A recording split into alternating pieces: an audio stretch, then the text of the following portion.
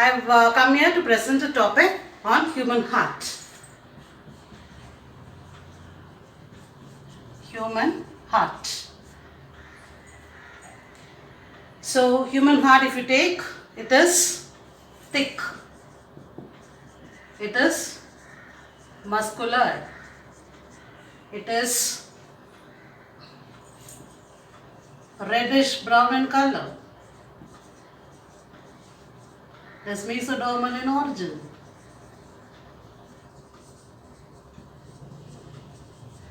And it is lying between the mediastinal spaces.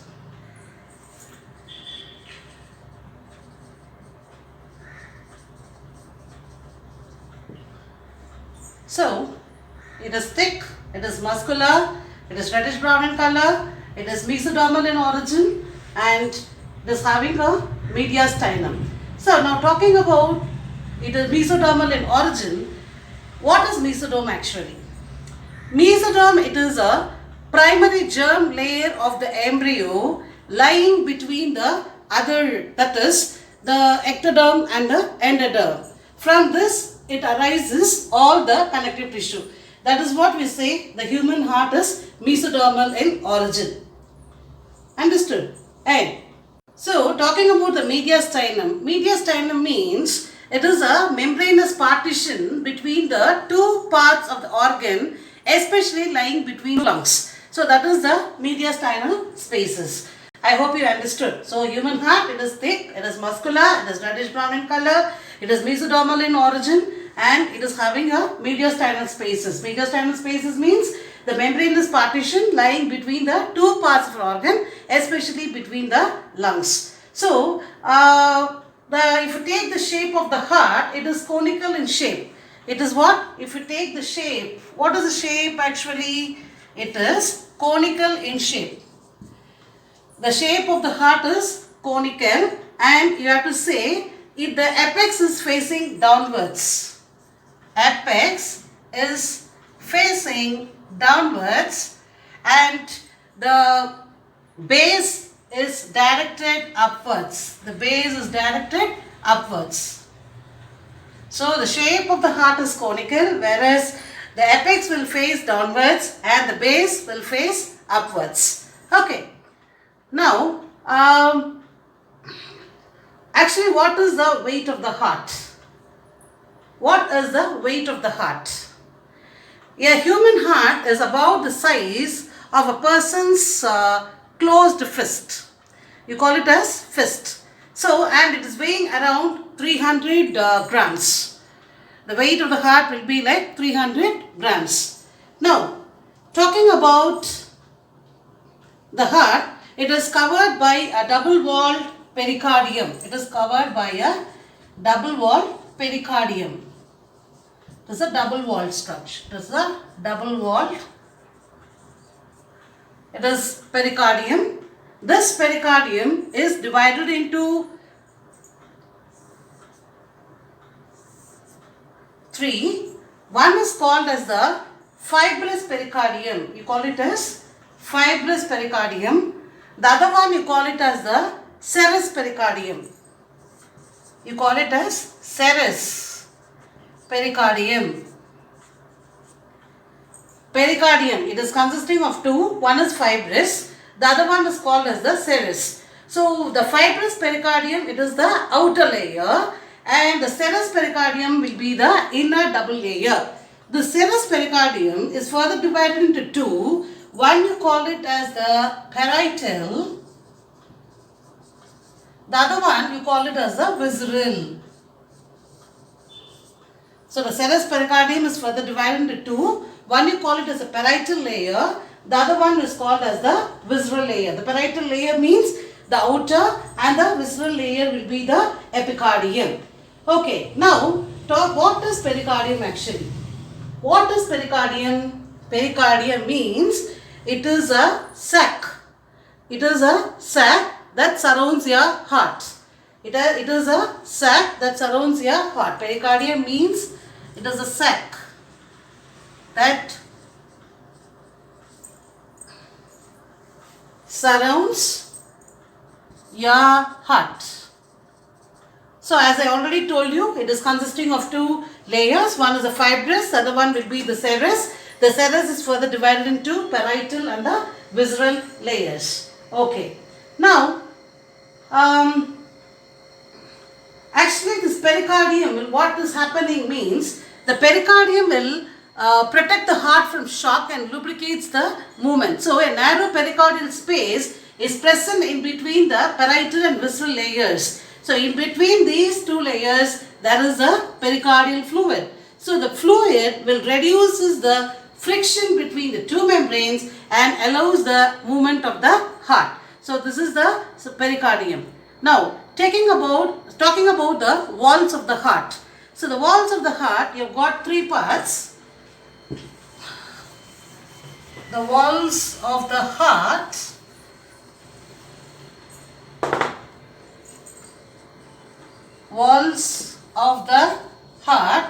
it has got three parts. One you call it as epicardium. The other one is called myocardium. And third one you call it as endocardium. Epicardium, myocardium and endocardium. What is epicardium? Epicardium means it is a thin layer of elastic connective tissue that serves as an additional layer of protection from the friction for the heart under the pericardium. This is epicardium. What is epicardium? It is a thin layer of elastic connective tissue that serves as an additional layer of protection from the friction for the heart under the pericardium. And what is myocardium? The cardiac muscle fibers which is used for the contraction and relaxation of the heart. That is myocardium. And lastly, talking about the endocardium. What is endocardium? It lines the chambers of the heart. It will line the chambers of the heart, one. And it also provides the protection to the valves. These are the three wall layers present in the heart. Fine. Now, talking about the external structure of the heart. Talking about the external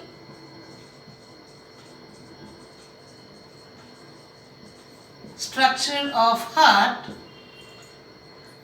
Human heart has got four chambers with two relatively small upper chambers called atrium and two large lower chambers called as ventricles. Two atrium and two ventricles. So you say it is a four-chambered heart.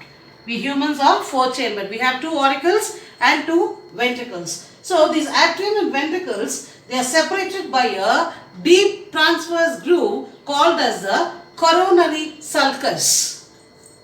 Coronary sulcus.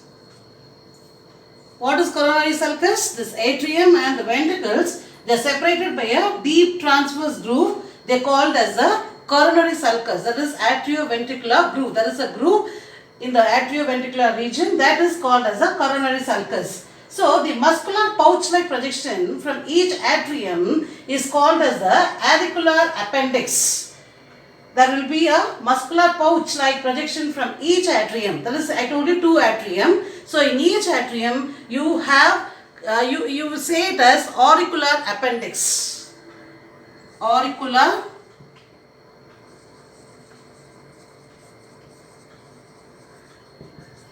you call it as auricular appendix or auricular appendage. So these ventricles, they are separated by two interventricular grooves, that is anterior and posterior, in which the coronary arteries and their branches are lodged.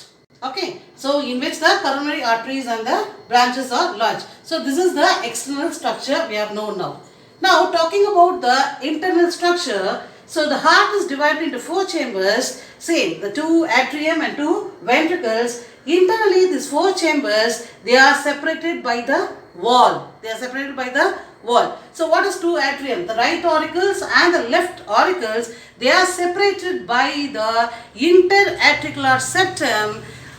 This is a thin muscular wall which prevents the mixing of oxygenated and the deoxygenated blood present. So the deoxygenated blood will present in the right auricle with the oxygenated blood present in the left auricle. So similarly, thick-walled interventricular septum separates the right and the left ventricles. So this prevents the mixing of deoxygenated blood in the right ventricle with the oxygenated blood present in the left ventricle. So what is happening? The auricles and ventricles of the same size, they are also separated by a thick fibrous tissue called as the auriculoventricular septum. What is that? Auriculoventricular septum. So each of the septa provided with an opening through which the two chambers are connected. The right auricle opens into the right ventricle through right auriculoventricular aperture, while the left ventricle opens, while the left auricle opens into the left ventricle through the left auriculoventricular aperture. The topic on arteries, veins and blood vessels will be dealt after the break.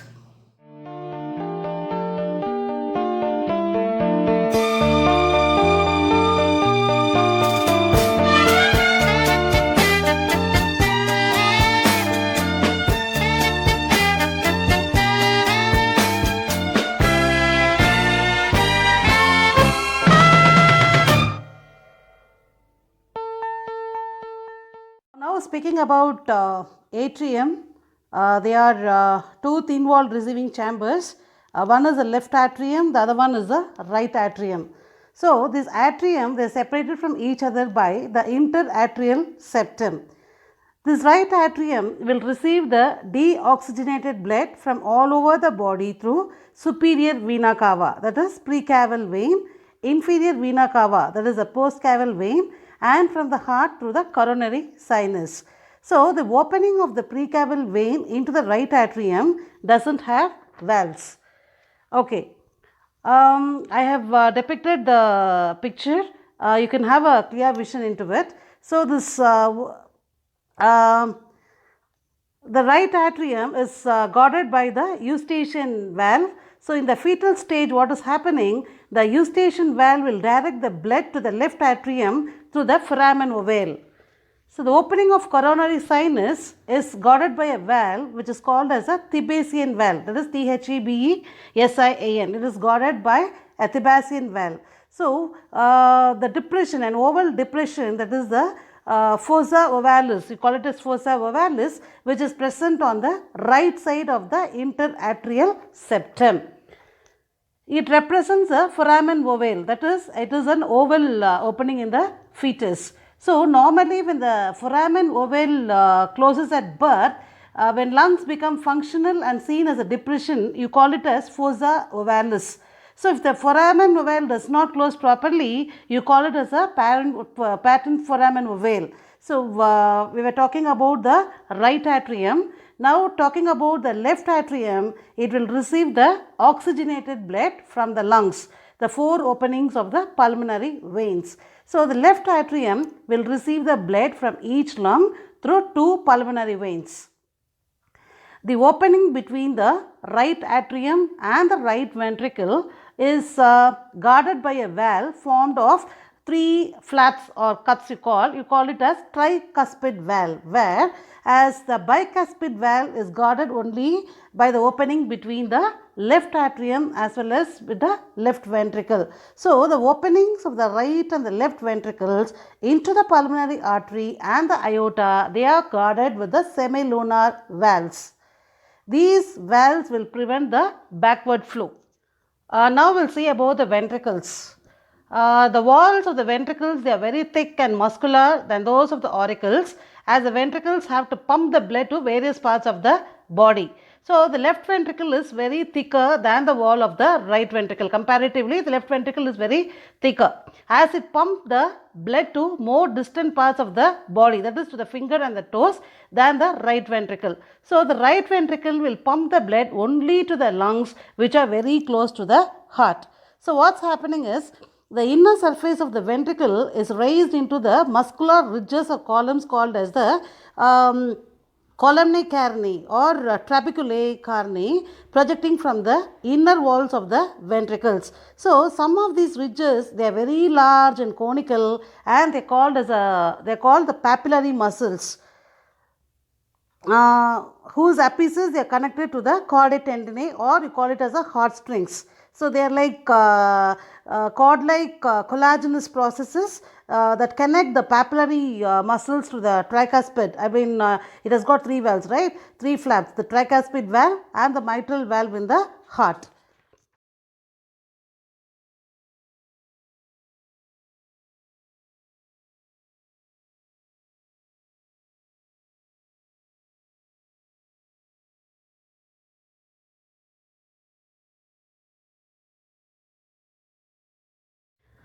Next one will be the nodal tissues. It is a specialized cardiac musculature in the heart which is located in the wall of the right atrium, which is called as a sinoatrial node. So another mass of the tissue is seen on the lower left corner of the right atrium, which is close to the auriculoventricular septum, that is called as the atrioventricular node. So what's happening is a bundle of the nodal fibers, that is the atrioventricular bundle, continues from the AVN, which passes through the atrioventricular septa to emerge on the top of interventricular septum and divides into right and left bundle. So what's happening? These branches will give rise to minute fibers throughout the ventricular musculature, and they're called as the Purkinje fibers. So these fibers, what will happen along with the right and the left bundles, you call it as bundle of His. So the nodal musculature has got the ability to generate the action potentials without any external stimuli. Now talking about the blood vessels, they are the large veins which bring the blood to the heart. They are called as the vena cava.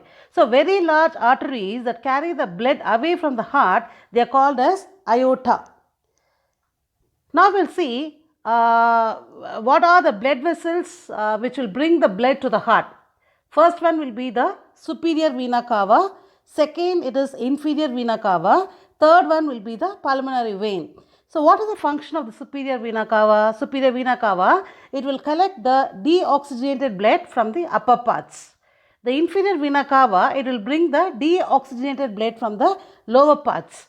And this pulmonary vein, it will bring the oxygenated blood from the lungs to the heart. So these veins, they bring the deoxygenated blood from the tissues to the heart, except the pulmonary and the umbilical veins, both of which will carry the oxygenated blood which from the lungs away from the heart. That is, the arteries are the major blood vessels connected to the heart. The function of the coronary veins are, it will bring the blood from the right side of the heart to the lungs to pick up the right oxygen. Aorta, it is a main artery that carries oxygen-rich blood from the left side of the heart to the body, and the coronary artery, they carry the oxygenated blood to the heart. So these are the blood vessels that carry the blood away from the heart, and the capillaries, you say they are the smallest blood vessels of the body which connect the arterioles and the venules. So the walls of the capillaries are composed of one cell thick layer called as a simple squamous epithelium.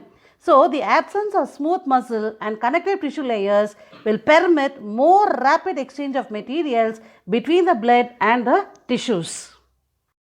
Students, now I'll tell you the differences between the arteries and veins. Talking about the features first, where is the arteries located? The arteries are located, they are deep seated, and the veins, they are generally superficial. Now, the direction of the blood flow, the arteries are away from the heart, the veins are towards the heart. And what is the nature of the blood? For the arteries, you will have an oxygenated blood except in the pulmonary artery. For the veins, it carries the deoxygenated blood except in the pulmonary vein. If you take the color of the blood, the arteries, it will be bright red in color. For the veins, it is dark red in color. And the wall will be thick in the case of arteries and thin in the case of veins. Talking about the tunica externa, the arteries, it is made up of fibrous connective tissue, and for the veins, it is made up of fibrous connective tissue. Same, both. They are both made up of fibrous connective tissue. And tunica media, in the case of arteries, it is relatively thick with elastin and smooth muscles. In the case of veins, it is relatively thick with few elastin fibers and slightly they are muscular. Talking about the tunica interna, in the case of arteries, it is made up of endothelium and basement membrane, and in the case of veins, it is made up of endothelium and basement membrane. So both are the same for the tunica interna for arteries and veins. So it is made up of endothelium and the basement membrane, and elastic laminae, it is in the case of arteries, it is like 2 in number, one on either side of the muscle layer, and for the veins you have only one elastic lamina which is inner to the muscle layer. And talking about the lumen, in the arteries it is very narrow, and in the case of veins it is wider. And valves, arteries, they are non-valvular, and in the veins it is valvular. So the blood flow and the pressure in the arteries, the blood in the arteries flows with more pressure by jerks. Whereas in the case of veins, the blood in the veins will flow steadily with a relatively low pressure. That is the difference for the arteries and the veins in the case of blood flow and the pressure. Capillaries, the arteries, and in capillaries, the veins will start with capillaries.